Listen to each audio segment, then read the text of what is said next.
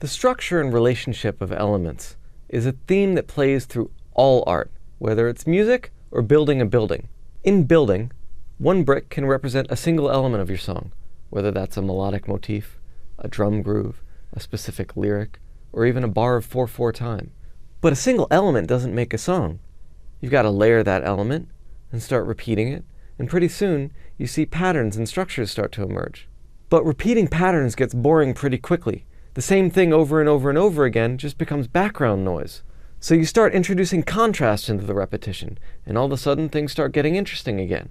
In music, this might mean altering your melodic motive with different notes or note lengths, or changing up the drum groove so that you don't have a predictable repeating drum pattern throughout the section.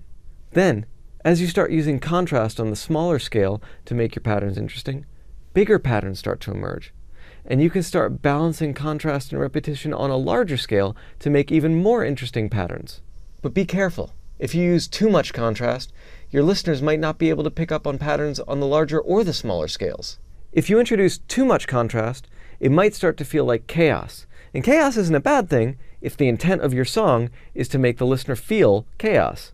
But buildings have purposes, and they need structures to fulfill those purposes, and chaos can get in the way of those structures. Likewise, songs also have purposes, and we need their structures to reflect their purposes as well. For example, we like to sing to music, so the notes we use have to be in a range that the human voice can sing. Songs are telling stories, so the words have to be arranged in a way that makes sense. And we like to dance to music, so it's got to have some kind of a steady beat. Unless you're making choices to build songs that don't do these things. So what's the purpose of your song structure? Do you want your listener to feel cozy and intimately connected in a quiet little space? Or do you want them to be in awe of how massive your drum sounds and synth sounds are? Likewise, do you want to write a song that's missing rhymes in certain places to throw your listener off balance because it's telling a story about an unstable relationship?